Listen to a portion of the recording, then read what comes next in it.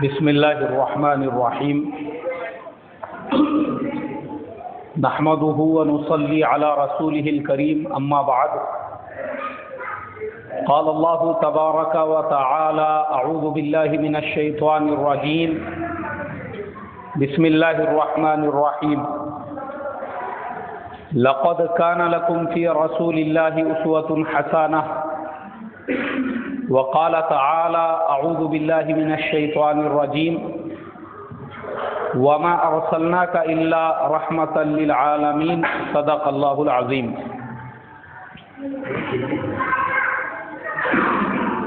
محترم بھائیوں، بزرگوں، دوستوں، پچھلے جمعہ کو ہم نے بیان کیا تھا کہ اللہ کے پیارے نبی صلی اللہ علیہ وسلم جب دعوت کے کام میں لگے رہے تو مشرکین مکہ نے مشورے سے کچھ لوگوں کو حضور صلی اللہ علیہ وسلم کے چچا کے پاس بھیجا سمجھانے کے لیے، اور آپ صلی اللہ علیہ وسلم نے چچا کو بھی جواب دے دیا کہ اگر میرے سیدھے ہاتھ میں سورج اور بائیں ہاتھ میں چاند رکھ دیا جائے تب بھی میں یہ کام نہیں چھوڑوں گا جس کے لیے اللہ تبارک و تعالی نے مجھے دنیا میں نبی بنا کر بھیجا ہے۔ یہ تھا ہمارا سیرت کے چوتھے جمعہ کا بیان، اور یہ ہمارا سیرت کا 5واں جمعہ ہے۔ اب اس کے آگے کی بات ہم سنیں گے انشاءاللہ۔ جب مکہ مکرمہ میں حضور صلی اللہ علیہ وسلم کو اور حضور صلی اللہ علیہ وسلم کے صحابہ کو ستایا جانے لگا، پریشان کیا جانے لگا، تو آپ صلی اللہ علیہ وسلم نے مسلمانوں کو اجازت دے دی کہ وہ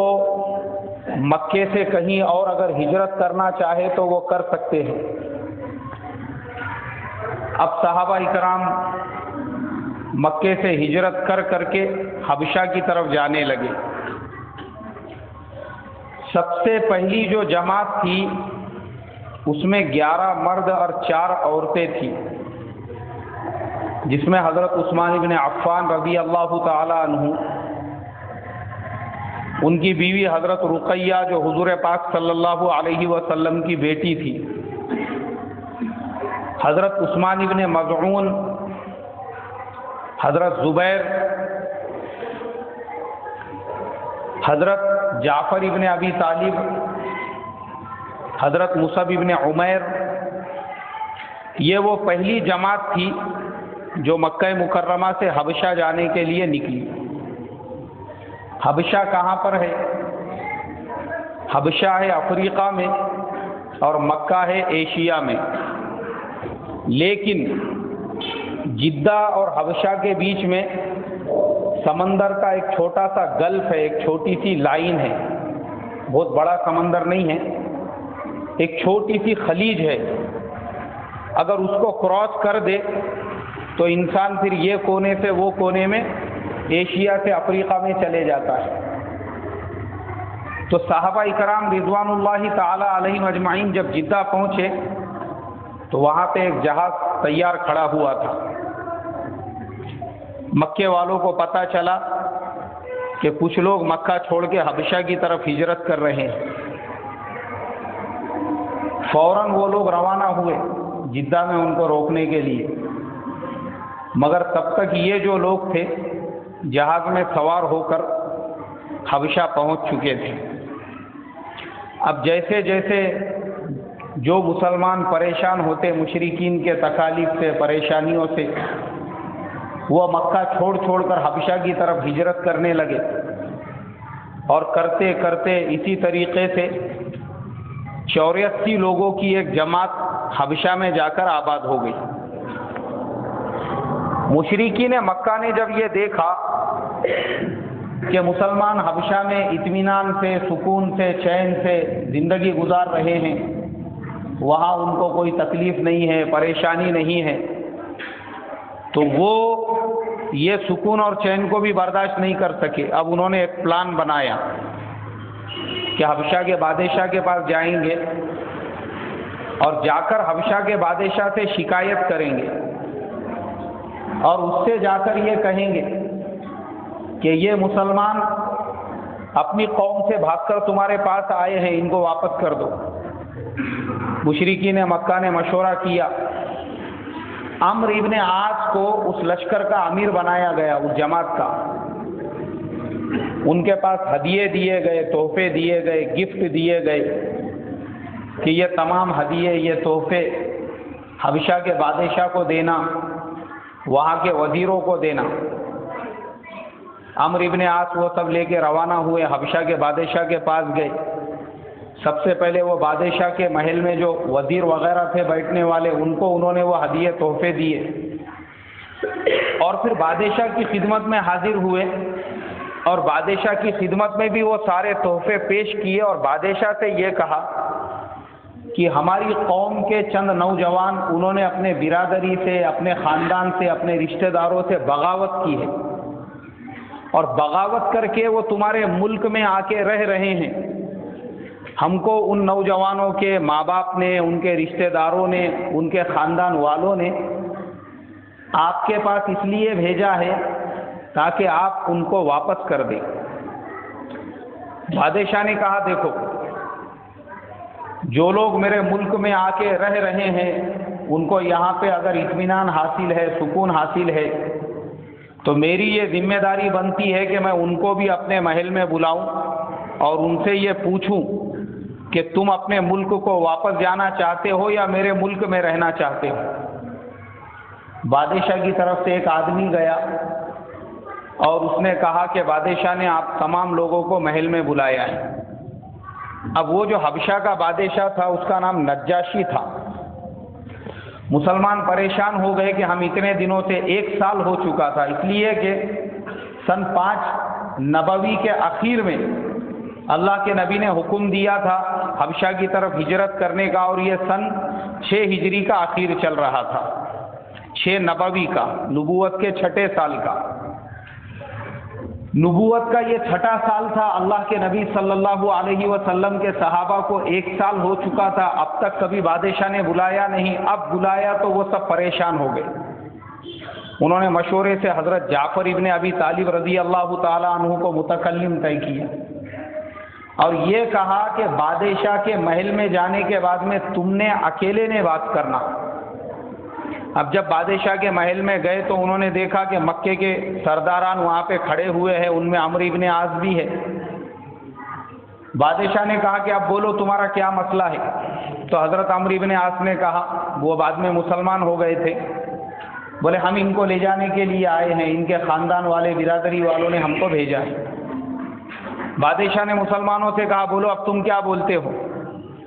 حضرت جعفر رضی اللہ تعالی عنہ آگے بڑھے اور انہوں نے کہا کہ اے بادشاہ، ہم پہلے کفر میں پڑے ہوئے تھے، حرام میں مبتلا تھے، پانی کی طرح سے شراب پیتے تھے، اپنی سوتیلی ماؤں سے زنا کرتے تھے،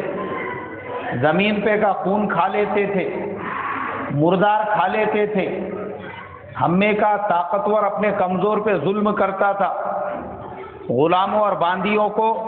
قتل کر دیا کرتے تھے، ذرا ذرا سی بات پہ سے 40 اور 50 سال تک اور 100 سال تک ہمارے درمیان میں جنگ ہوتی تھی، مگر تبھی اللہ تبارک و تعالی نے اپنا ایک رسول، اپنا ایک نبی ہمارے درمیان میں بھیجا، جنہوں نے ہم کو اچھی باتوں کا حکم دیا، بری باتوں سے منع کیا، بتوں کی پرستش سے ہم کو روکا، شراب خوری سے ہم کو روکا، زنا سے ہم کو روکا، بد عہدی سے ہم کو روکا، ظلم و ستم سے ہم کو منع کیا۔ اب ہم اس نبی کے نبوت پر ایمان لا کر امن و سکون کی زندگی گزارنا چاہتے ہیں اور ان کے راستے پہ چلنا چاہتے ہیں، تو ہمارے یہ خاندان والے، برادری والے، گاؤں والے ہمارے دشمن بن چکے ہیں، جنہوں نے مکے میں ہمارا جینا محال کر دیا ہے، اور بس ان کے اسی عذاب سے تنگ آ کر ہم ہمارے نبی سے اجازت لے کے تمہارے ملک میں آ کر امن و سکون سے رہنا چاہتے ہیں۔ بادشاہ نے کہا دیکھو ملک میرا ہے، اس ملک میں تم جتنے سال جب تک رہنا چاہتے ہو میری طرف سے تمہارے اوپر کوئی جبر نہیں ہے کہ میرا ملک چھوڑ کے تم مکہ چلے جاؤ اور وہاں جا کے رہو، تم میرے ملک میں امن و امان کے ساتھ میں رہ سکتے ہو، اور مسلمانوں کو واپسی کا حکم دے دیا۔ اب جب مشرکین مکہ نے خود کی ذلت دیکھی کہ اتنے دور سے ہم یہاں پہ سفر کر کے آئے، ہم نے ہدیے بھی دیے، ساری چیزیں دی، پھر بھی ہم کو ذلیل ہونا پڑ رہا ہے، اور بادشاہ مسلمانوں کو واپس بھیجنے کے لیے تیار نہیں ہے، اس کے بعد انہوں نے ایک دوسرا پلان بنایا، ایک دوسری سازش یہ رچی کہ بادشاہ کے محل میں جا کر یہ کہا کہ بادشاہ سلامت،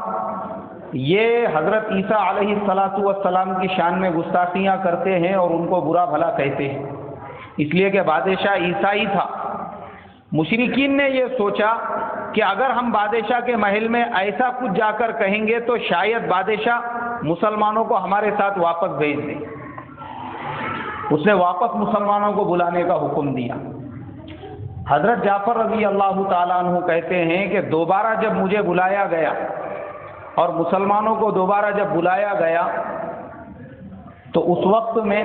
ہم لوگوں کو اور بھی زیادہ پریشانی ہوئی کہ مسلمانوں کو کیوں دوبارہ بلایا جا رہا ہے۔ اب مسلمان بادشاہ کے محل میں پہنچے تو بادشاہ نے یہ کہا کہ تم لوگ حضرت عیسیٰ علیہ السلام کے بارے میں کیا کہتے ہو؟ حضرت جعفر رضی اللہ تعالیٰ عنہ نے کہا کہ ہمارے جو نبی ہے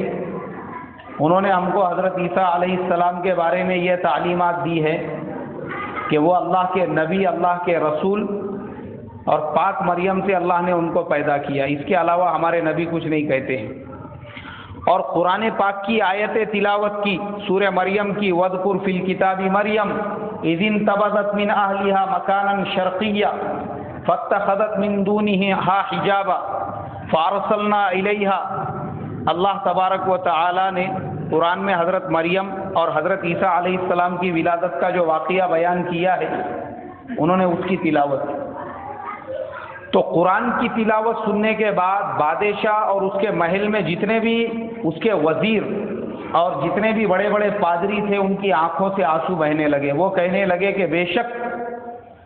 حضرت عیسیٰ علیہ السلام بھی اپنے بارے میں اس کے علاوہ کچھ نہیں کہا کرتے تھے۔ اب بادشاہ نے مسلمانوں کو حکم دیا کہ میرے ملک میں امن سے رہو، اور پورے ملک میں اعلان کر دیا کہ یہ ہمارے مہمان ہیں، ان کو کوئی ستائے گا نہیں، کوئی پریشان نہیں کرے گا۔ تو مسلمانوں کو جو لوگ ذلیل کرنے کے لیے آئے تھے اللہ نے ان کو ذلت کے ساتھ میں واپس بھیج دیا، بغیر ان کو لے جائے کہ بغیر مسلمانوں کے ان کو مکہ میں واپس جانا پڑا۔ اور یہ مسلمان جن کو ذلیل کرنے کے ارادے سے آئے تھے اللہ نے ان کی اتنی عزت بڑھا دی کہ پورے حبشہ کے اندر اگر مسلمان پانی بھرنے کے لیے کنویں پر جاتے تو وہاں کے جو لوکل لوگ تھے وہ پیچھے ہٹ جاتے، مسلمانوں کو پہلے پانی بھرنے دیتے۔ اللہ نے مسلمانوں کی عزت میں اتنا اضافہ کر دیا۔ اب جب یہ لوگ مکے میں واپس آئے تو ان کا ظلم و ستم اور بھی زیادہ مسلمانوں پر بڑھ گئے، مسلمانوں کو ستایا جانے لگا، پریشان کیا جانے لگا، حضور صلی اللہ علیہ وسلم کے اوپر اور ظلم و ستم کے پہاڑ توڑے جانے لگے، یہاں تک کہ ایک مرتبہ اللہ کے نبی صلی اللہ علیہ وسلم بیت اللہ میں نماز پڑھ رہے تھے تو ابو جہل ملعون وہاں پر آیا اور حضور صلی اللہ علیہ وسلم کو گالیاں دینے لگا، برا بھلا کہنے لگا، اور اس نے ایک پتھر اٹھا کے حضور صلی اللہ علیہ وسلم کی طرف پھینکا جس سے حضور صلی اللہ علیہ وسلم کے سر سے خون بہنے لگا۔ یہ سارا ماجرا، یہ سارا منظر ابو جہل کی ایک باندی تھی وہ بھی دیکھ رہی تھی۔ شام کے وقت میں حضور صلی اللہ علیہ وسلم کے چچا حضرت حمزہ رضی اللہ تعالی عنہ وہ روزانہ شکار کے لیے جایا کرتے تھے، وہ جنگل سے واپس آنے لگے۔ اب جب وہ جنگل سے واپس آنے لگے تو راستے میں ابو جہل کی یہ جو باندی تھی اس نے ان سے پورا واقعہ اور قصہ بیان کیا اور یہ کہا کہ اے حمزہ، تھوڑی دیر پہلے اگر تم یہاں پر ہوتے تو شاید تمہارے ہاتھوں سے ابو جہل کا قتل ہو جاتا۔ انہوں نے پوچھا کہ کیوں، ایسا کیا ہو گیا؟ بولے ابھی یہاں پہ تھوڑی دیر پہلے تمہارے بھتیجے محمد صلی اللہ علیہ وسلم نماز پڑھ رہے تھے، ابو جہل نے ان کو گالیاں دی، ان کو برا بھلا کہا، اور ایک پتھر ان کے سر پہ ایسا مارا جس سے ان کے سر سے خون بہنے لگا۔ حضرت حمزہ رضی اللہ تعالیٰ عنہ وہ عرب کے بہت بڑے پہلوان تھے۔ کتابوں میں لکھا ہوا ہے کہ اگر وہ کسی جانور کے چمڑے پہ کھڑے ہو جاتے اور اس چمڑے کو 10 لوگ مل کر بھی کھینچتے تو وہ چمڑے کے ٹکڑے ہو جاتے تھے، مگر حضرت حمزہ رضی اللہ تعالیٰ عنہ وہ اپنی جگہ سے ٹس سے مس نہیں ہوتے تھے۔ اللہ نے ان کو ایسی طاقت عطا فرمائی تھی۔ تو وہ حضرت حمزہ وہ کیسے ابو جہل سے ڈرنے والے تھے۔ اسی لیے جمعہ کے خطبے میں بھی ہم لوگ ہر جمعہ کو سنتے ہیں حضرت حمزہ رضی اللہ تعالیٰ عنہ کا نام۔ حضرت حمزہ رضی اللہ تعالیٰ عنہ کا یہ معمول تھا کہ وہ روزانہ جب شکار سے واپس آتے تو پہلے حرم شریف میں تشریف لے جاتے، بیت اللہ کا طواف کرتے اور طواف کرنے کے بعد میں پھر اپنے گھر پہ تشریف لے جاتے۔ وہ بیت اللہ میں آئے تو دیکھا کہ مشرکین سارے کے سارے وہاں پہ بیٹھے ہوئے ہیں، ان میں ابو جہل بھی ہے۔ انہوں نے اطمینان سے بیت اللہ کا طواف کیا اور طواف کرنے کے بعد میں ابو جہل کے قریب گئے، اس کا گریبان پکڑا اور اس کا گریبان پکڑ کر یہ کہا کہ اگر تجھے یہ لگتا ہے کہ محمد صلی اللہ علیہ وسلم کمزور ہے تو یہ تیری بہت بڑی غلط فہمی ہے۔ یاد رکھ کہ میں بھی محمد صلی اللہ علیہ وسلم کے دین پر ہوں، اگر تیرے اندر ہمت اور طاقت ہے تو مجھے روک کر دکھا اور مجھے روک کر بتا۔ اور اس کے بعد حضرت حمزہ رضی اللہ تعالیٰ عنہ نے ابو جہل نے جو حضور کے ساتھ معاملہ کیا تھا وہ کیا اور اس کے منہ پہ تھوک کر وہاں سے نکل گئے۔ ابو جہل اور اس کے ماننے والوں کو غصہ تو بہت آیا، مگر وہ کر کچھ بھی نہیں کر سکتے تھے، اس لیے کہ وہ جانتے تھے حضرت حمزہ رضی اللہ تعالیٰ عنہ اگر صحیح میں بھی مسلمان ہو گئے تو پھر ہم ان کا مقابلہ نہیں کر سکتے۔ اب حضرت حمزہ رضی اللہ تعالیٰ عنہ حضور پاک صلی اللہ علیہ وسلم کے پاس تشریف لے گئے اور جا کر انہوں نے حضور صلی اللہ علیہ وسلم سے یہ کہا کہ بھتیجے، میں نے تیرا بدلہ لے لیا، میں نے ابو جہل کو ذلیل کیا، اس کو مارا، اس کو گالیاں دی، یہاں تک کہ اس کے منہ پہ میں نے تھوک دیا، اور وہ تھوک کر میں ابھی تیرے پاس میں آیا ہوں۔ حضور صلی اللہ علیہ وسلم نے کہا کہ چچا جان، میں ایسی باتوں سے خوش نہیں ہوتا ہوں کہ آپ نے بدلہ لیا یا آپ نے ابو جہل کو مارا یا آپ نے ابو جہل کے منہ پر تھوک دیا۔ آپ اگر اسی وقت مسلمان ہوتے ہیں اور ایمان لے آتے ہیں اور اللہ کے دین کو قبول کرتے ہیں تو مجھے اس سے زیادہ خوشی حاصل ہوں گی۔ حضرت حمزہ رضی اللہ تعالیٰ عنہ وہ حضور سے عمر میں بڑے نہیں تھے، حضور کے چچا ہی تھے لیکن عمر میں حضور کے برابر تھے، اور حضرت حمزہ رضی اللہ تعالیٰ عنہ حضور کے رضائی بھائی بھی تھے، اس لیے کہ حضور نے اور حضرت حمزہ نے دونوں نے بھی ابو لہب کی ایک باندی تھی، اس کا دودھ پیا تھا، اس لیے دونوں دودھ شریک بھائی بھی تھے۔ تو حضرت حمزہ رضی اللہ تعالیٰ عنہ اسی وقت مسلمان ہو گئے۔ انہوں نے جب یہ دیکھا کہ میرے بھتیجے کی خوشی میرے مسلمان ہونے میں ہے تو فوراً انہوں نے اپنا ہاتھ آگے بڑھایا، کلمہ پڑھا اور ایمان کے اندر داخل ہو گئے۔ اب جب حضرت حمزہ رضی اللہ تعالیٰ عنہ مسلمان ہو گئے تو مسلمانوں کو اور بھی زیادہ تقویت ملی، مسلمانوں کو اور بھی زیادہ طاقت ملی۔ ابو جہل اور اس کے لشکر کو اور اس کے لوگوں کو اور اس کے دوستوں کو جب یہ پتہ چلا کہ واقعی میں بھی حضرت حمزہ رضی اللہ تعالیٰ عنہ مسلمان ہو گئے ہیں تو ان لوگوں کو اور بھی زیادہ اس سے تکلیف پہنچی، اور بھی زیادہ صدمہ پہنچا، اور انہوں نے یہ کوشش کی کہ اب حضور صلی اللہ علیہ وسلم کو اور ان کے صحابہ کو ہم کیسے اور زیادہ ستائے اور زیادہ کیسے پریشان کریں۔ اس کے لیے ابو جہل نے وہاں پہ جو دوسرے مشرکین تھے ان سے کہا کہ دیکھو، اگر یہ مسلمان تم نے ان کا مقابلہ نہیں کیا، ان کو ختم نہیں کیا تو دن بدن ان کا زور بڑھتے جا رہا ہے، ان کی تعداد بڑھتے جا رہی ہے، اور ہمارے جو طاقتور لوگ ہیں وہ بھی مسلمان ہوتے جا رہے ہیں اور وہ بھی ایمان میں داخل ہو رہے ہیں۔ اگر اسی طریقے سے یہ مسلمانوں کی طاقت بڑھتی رہی تو ایک دن پورا مکہ، پورا حجاز اور پورا عرب جو ہے وہ مسلمان ہو جائے گا۔ کوئی ہے تم میں سے ایسا جو ان مسلمانوں کو ختم کر سکے. اس لیے کہ ابو جہل کے جیسے جو لوگ تھے وہ بہت بڑے فتین تھے. ان کا کام یہ تھا کہ ان میں خود میں تو دم تھا نہیں حضور صلی اللہ علیہ وسلم کا مقابلہ کرنے کا اور حضور کے مقابلے میں کھڑے ہونے کا، تو وہ دوسروں کو ورغلانے کا کام کیا کرتے تھے تاکہ دوسرے لوگ جا کے حضور سے لڑے اور حضور سے جھگڑا کرے. اب حضرت عمر فاروق رضی اللہ تعالی عنہ وہ ابھی تک مسلمان نہیں ہوئے تھے. وہ مسلمانوں کو تکلیفیں پہنچایا کرتے تھے، ان کو دھوپ میں کھڑا کیا کرتے تھے، درے سے مارا کرتے تھے. انہوں نے جب ابو جہل کی یہ تقریر سنی تو ان کے اندر کفر کا جذبہ اور بھی زیادہ پیدا ہو گیا. وہ کھڑے ہو گئے اور انہوں نے کہا کہ میں ابھی جا کر محمد صلی اللہ علیہ وسلم کا کام تمام کر کے آتا ہوں. ابو جہل نے کہا اگر تم نے ایسا کر دیا تو میں تم کو 100 اونٹ انعام میں دوں گا اور 100 اونٹوں کے ساتھ میں 100 اوقیہ چاندی بھی دوں گا. یہ دونوں انعام میری طرف سے طے ہے. جاؤ جا کے محمد صلی اللہ علیہ وسلم کا کام تمام کر کے آ جاؤ. اب ابو جہل کی مجلس سے حضرت عمر فاروق رضی اللہ تعالی عنہ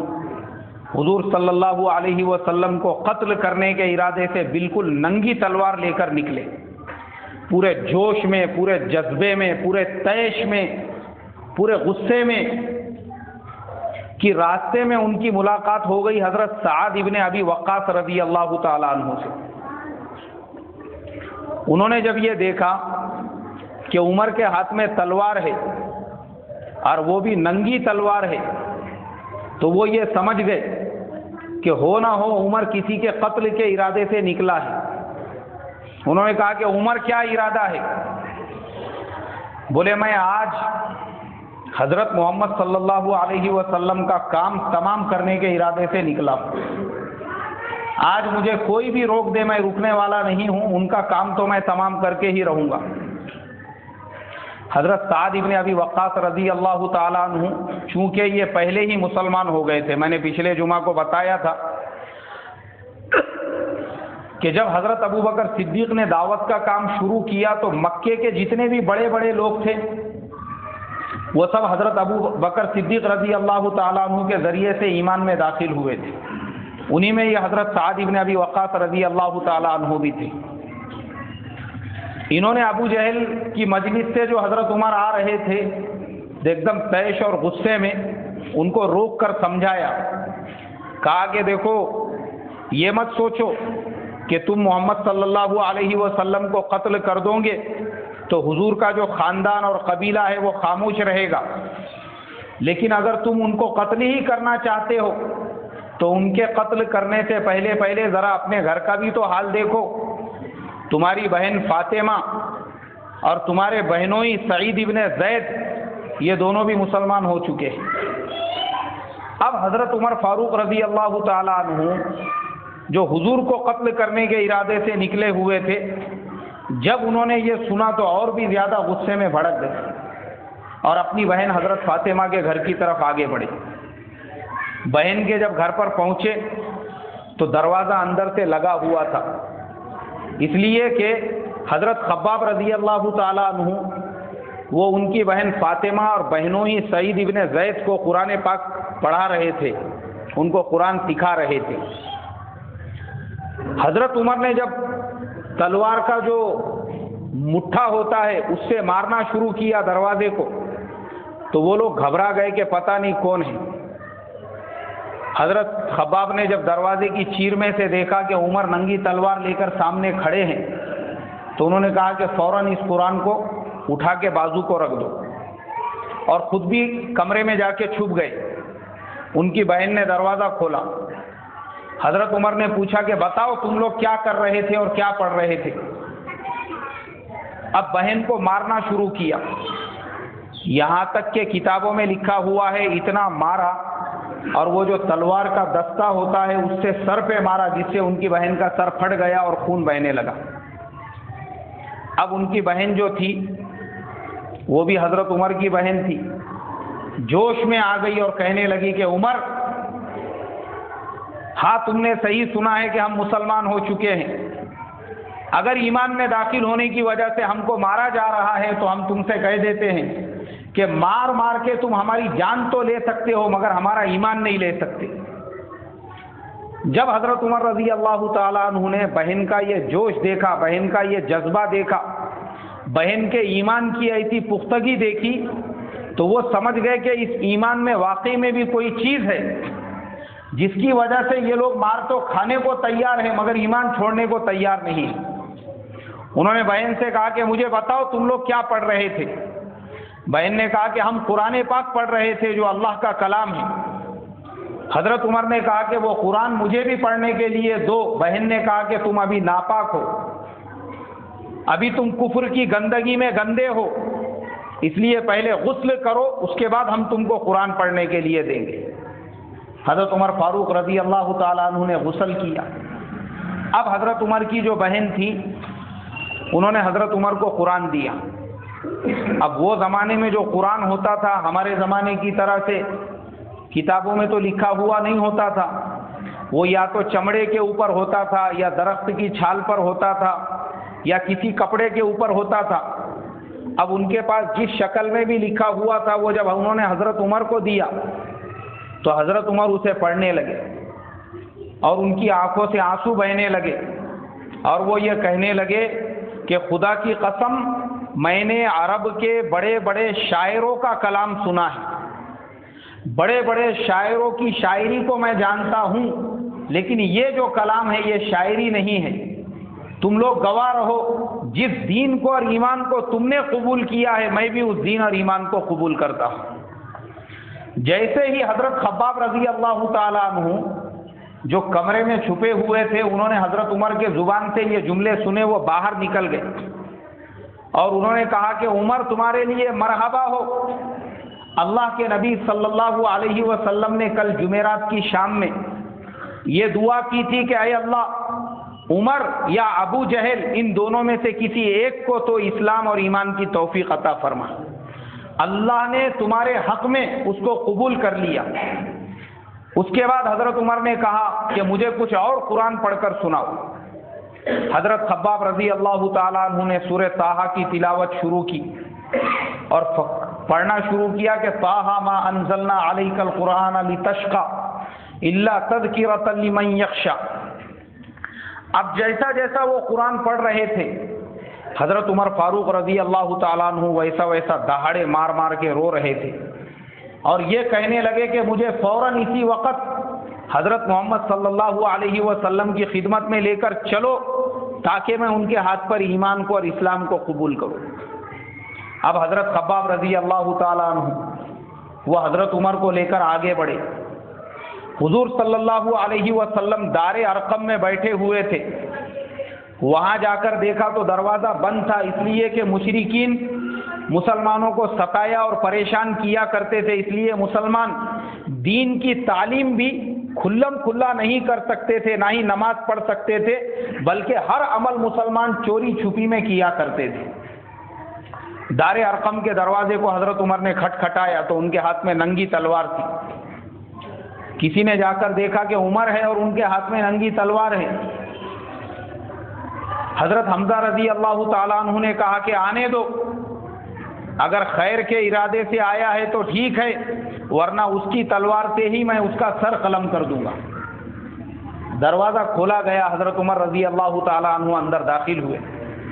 حضور صلی اللہ علیہ وسلم کے قدموں میں بیٹھ گئے، اپنے دونوں ہاتھ آگے بڑھائے اور کہا کہ حضور جس دین کو تم لے کر آئے ہو میں اس دین کو قبول کرنا چاہتا ہوں، اور اپنے ہاتھ آگے بڑھا کر مسلمان ہو گئے۔ جیسے ہی حضرت عمر رضی اللہ تعالیٰ عنہ مسلمان ہوئے، مسلمانوں نے زور سے نعرہ تکبیر بلند کیا اور پورے مکہ میں اس دن مسلمان گلیوں میں، محلوں میں، بازاروں میں اور پہاڑ کے دامنوں میں نعرہ تکبیر بلند کرتے رہے اور جہاں گئے وہاں پہ اللہ اکبر کی صدائیں لگاتے رہے۔ پورا مکہ اس دن نعرہ تکبیر سے گونج گیا۔ حضرت عمر رضی اللہ تعالیٰ عنہ نے کہا کہ کمرے میں تم لوگ کیا کر رہے ہو؟ بولے ہم اللہ کی عبادت کر رہے ہیں۔ کہا کہ آج سے اللہ کی عبادت کمرے میں نہیں ہوں گی، پہاڑ کی گھاٹیوں میں نہیں ہوں گی، چوری چھپے میں نہیں ہوں گی، آج کے بعد مسلمان علل اعلان بیت اللہ میں نماز پڑھے گا، علل اعلان عبادت کرے گا، علل اعلان تبلیغ کرے گا. اگر کوئی مسلمانوں کو روکتا ہے تو عمر جب تک زندہ ہے اس روکنے والے سے مقابلہ کرتا رہے گا. اب حضرت عمر فاروق رضی اللہ تعالیٰ عنہ کے مسلمان ہوتے ہی مسلمانوں کے اندر اتنا جوش اور جذبہ پیدا ہو گیا کہ مسلمان کھلم کھلا اور علل اعلان اب نماز پڑھنے لگے، اب بیت اللہ میں نماز ہونے لگی. لیکن مشرکین مکہ جو تھے، دو لوگ حضرت حمزہ رضی اللہ تعالیٰ عنہ اور اس کے بعد حضرت عمر، یہ دو لوگوں کے مسلمان ہونے کی وجہ سے ان کو اور بھی زیادہ تکلیف پہنچی، اور بھی زیادہ پریشان ہو گئے، اور بھی زیادہ مسلمانوں کو ستانے اور پریشان کرنے کے لیے پروگرام بنانے لگے. اور ابو جہل ملعون جو تھا اس نے سارے عرب کے لوگوں کو جمع کرنا شروع کیا اور اس نے یہ کہا کہ لوگوں، اگر یہ مسلمانوں کے خلاف اور حضور صلی اللہ علیہ وسلم کے خاندان کے خلاف ہم لوگوں نے ایکشن نہیں لیا تو پھر یاد رکھو آج ایک امیر حمزہ اور عمر فاروق یہ دونوں مسلمان ہوئے ہیں، کل پورا مکہ، پورا عرب، پورا حجاز، پورا علاقہ مسلمان ہو جائے گا. اب اس کے بعد اس نے عرب کے جتنے بھی قبیلے تھے ان تمام قبیلوں کو اپنے ساتھ میں کیا. ایک ایگریمنٹ بنایا گیا، ایک عہد نامہ لکھا گیا جس میں یہ تحریر کیا گیا ہے کہ بنو ہاشم اور بنو عبد المطلب کے جو لوگ ہیں وہ حضور صلی اللہ علیہ وسلم کو ہمارے حوالے کر دے، ہم ان کو قتل کر دیں گے. اور اگر وہ ہمارے حوالے نہیں کرتے ہیں تو اس کے بعد عرب کے یہ جتنے بھی قبیلے ہیں، کوئی قبیلہ حضرت محمد صلی اللہ علیہ وسلم، ان کے خاندان بنو عبد المطلب، بنو ہاشم کے ساتھ کوئی تجارت نہیں کرے گا، کوئی کاروبار نہیں کرے گا، کوئی معاملہ نہیں کرے گا، شادی بیاہ نہیں کرے گا، ان کے ساتھ کوئی لین دین نہیں کرے گا، کوئی کسی قسم کا تعلق ان سے نہیں رکھے گا، ان کا کمپلیٹلی بائیکاٹ کیا جاتا ہے. اور باضابطہ یہ صرف زبانی جمع خرچ میں ہی بائیکاٹ کا پلان اور پروگرام اور ایگریمنٹ نہیں ہوا، کتابوں میں لکھا ہوا ہے، باضابطہ ایک چمڑے کے اوپر اس کو لکھا گیا، سارے قبیلوں کے نیچے دستخط لیے گئے اور اس کو لے جا کر بیت اللہ میں لٹکا دیا گیا تاکہ ہر قبیلہ، ہر آدمی حج کے لیے بھی جو لوگ آئے وہ اسے دیکھے اور دیکھ کر وہ یہ سمجھ جائے کہ بنو عبد المطلب اور بنو ہاشم سے ہم کو کوئی تعلق نہیں رکھنا ہے. اب حضور صلی اللہ علیہ وسلم اور ان کے خاندان والوں کا شہر میں رہنا مشکل ہو گیا. سارے کے سارے آپ کے جو خاندان والے تھے وہ گھر دار سب کچھ چھوڑ کر صفا مروہ کے بالکل پیچھے ایک پہاڑی ہے اور وہ پہاڑیوں کے درمیان میں ایک گھاٹی تھی جس کو شعب ابی طالب کہتے ہیں. ابھی وہ سب ختم ہو گیا، اس کو توڑ دیے، وہ پہاڑی بھی باقی نہیں رہی، اس کا تھوڑا سا حصہ باقی ہے. وہ جو گھاٹی تھی وہ گھاٹی کے اندر حضور صلی اللہ علیہ وسلم کو اور ان کے پورے خاندان کو قید کر دیا گیا. اب ان لوگوں کے ساتھ میں بوڑھے بھی تھے، بچے بھی تھے، جتنا لمیٹڈ ان کے پاس میں اناج تھا، کھانا پانی تھا، وہ سارا کا سارا آہستہ آہستہ ختم ہونے لگا. اور پھر ایک وقت ایسا آیا کہ وہ سارا کا سارا اناج جو تھا وہ بھی ختم ہو گیا. اب فاقے کی وجہ سے، بھوک کی وجہ سے حضور صلی اللہ علیہ وسلم کے جو خاندان والے تھے ان کی عورتیں، ان کے بچے بل بلانے لگے. کھانا جب نہیں ہے تو اس کی وجہ سے عورتوں کے تھنوں میں کا دودھ سوکھ گیا، وہ بچوں کو پلانے کے لیے ان کے پاس میں دودھ بھی نہیں رہا. یہاں تک کہ درختوں کے جو پتے ہیں ان پتوں کو توڑ توڑ کر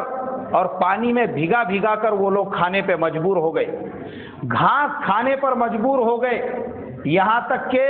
جو چمڑا ہوتا ہے وہ چمڑے کو جلا جلا کر کھانے پہ مجبور ہو گئے. مکے والوں نے ان کا ایسا بائیکاٹ کیا کہ اللہ کے نبی صلی اللہ علیہ وسلم اور آپ کے خاندان اور قبیلے والوں کا جینا مشکل کر دیا. پریشان ہو گئے. رات رات بھر بچے بھوک کی وجہ سے بل بلاتے، روتے، چیختے، چلاتے اور ان کے چیخنے چلانے کی آوازیں باہر تک آتی جس کو سن کر دشمنان اسلام ہنستے اور ان کا مذاق اڑاتے. حضرت عباس رضی اللہ تعالیٰ عنہ جو ابھی تک مسلمان نہیں ہوئے تھے، وہ کہتے ہیں کہ شعب ابی طالب کے وہ 3 سال ہمارے زندگی کے سب سے زیادہ سخت ہمارے لیے 3 سال تھے۔ بولے میں ایک دن رات میں پیشاب کرنے کے لیے اٹھا، پیشاب کے لیے بیٹھا تو وہ پیشاب کرنے لگے تو پیشاب کی دھار جہاں پہ جا کے گر رہی تھی وہاں پہ ان کو پھڑ پھڑ پھڑ پھڑ کی آواز آئی۔ وہ سمجھ گئے کہ وہاں پہ کوئی چیز پڑی ہوئی ہے۔ وہ فرماتے ہیں کہ پیشاب کے بعد میں وہاں پہ گیا، میں نے دیکھا تو ایک چمڑا پڑا ہوا تھا۔ وہ چمڑے کو میں نے اٹھا کے لے کر آیا، اس کو پانی سے دھو کر پاک کیا، اور پاک کرنے کے بعد میں اس کو جلایا، اور جلانے کے بعد جو اس کی راکھ بنی اس کو کھا کر میں نے اپنا پیٹ بھرا۔ یہ تھے اللہ کے نبی صلی اللہ علیہ وسلم اور آپ کے خاندان والوں پر ظلم و ستم جو مشرکین مکہ کی طرف سے کیے گئے۔ وہ چمڑے کی راکھ کھا کر ان کو اپنا پیٹ بھرنا پڑا۔ اور یہ جو بائیکاٹ تھا، یہ جو اللہ کے نبی صلی اللہ علیہ وسلم اور ان کے خاندان والوں کا محاصرہ تھا، یہ 1 دن کا نہیں تھا، 8 دن کا نہیں تھا، مہینہ 2 مہینے 6 مہینے 1 سال نہیں، کتابوں میں لکھا ہوا ہے کہ 3 سال تک اللہ کے نبی صلی اللہ علیہ وسلم اور ان کے خاندان والوں کو اس طریقے سے ستایا گیا اور پریشان کیا گیا۔ مگر چونکہ مکے میں ابھی بھی کچھ نرم دل لوگ موجود تھے، جن میں سے ایک تھا زہیر ابن امیہ ابن عبد مناف،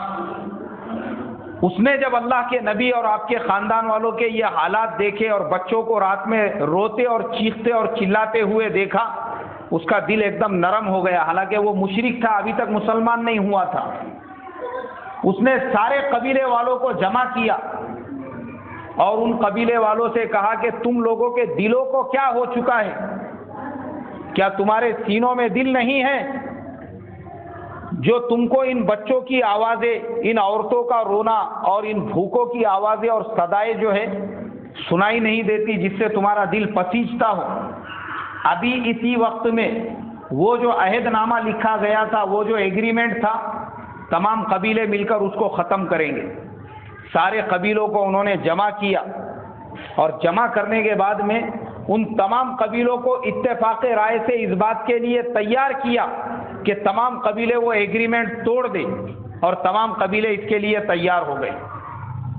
دوسری طرف اللہ کے نبی صلی اللہ علیہ وسلم نے اللہ سے دعائیں کی اور اللہ تبارک و تعالیٰ سے مدد طلب کی کہ اے اللہ، یہ جو بچے ہیں، یہ جو عورتیں ہیں، یہ جو بوڑھے ہیں، ان کے حالات تیرے سامنے ہیں، تو اپنی طرف سے کچھ رحم فرما۔ اللہ تبارک و تعالیٰ نے ایک دیمک کو حکم دیا جس نے وہ جو ایگریمنٹ تھا اس کو کھانا شروع کیا، اور کتابوں میں لکھا ہوا ہے کہ وہ پورا کیا پورا چمڑا جس کے اوپر وہ ایگریمنٹ لکھا ہوا تھا، دیمکوں نے اس کو کھا لیا۔ صرف اس میں جہاں پہ لفظ اللہ لکھا ہوا تھا اتنی جگہ کو چھوڑ دیا، پورا ایگریمنٹ ختم ہو گیا۔ ابو طالب نے جب مشرکین مکہ سے آ کر کہا کہ تمہارا ایگریمنٹ ختم ہو چکا ہے، بیت اللہ کو کھول کر دیکھو، جب انہوں نے بیت اللہ کو کھول کر دیکھا تو اس میں کوئی ایگریمنٹ نہیں تھا، وہ پورا دیمک کھا چکی تھی۔ اس میں صرف اتنی جگہ باقی تھی جہاں پہ اللہ کا نام لکھا ہوا تھا، بس اس کے علاوہ باقی پوری جگہ ختم ہو چکی تھی۔ یہ جو بائیکاٹ تھا یہ سن 6 ہجری کے آخر میں، سن 6 نبوی کے آخر میں شروع ہوا اور 3 سال تک مسلسل چلتا رہا۔ اس طریقے سے اللہ کے نبی صلی اللہ علیہ وسلم کی نبوت کو 9 سال مکمل ہو چکے تھے۔ اب اگلا جو سال تھا وہ نبوت کا 10واں سال تھا۔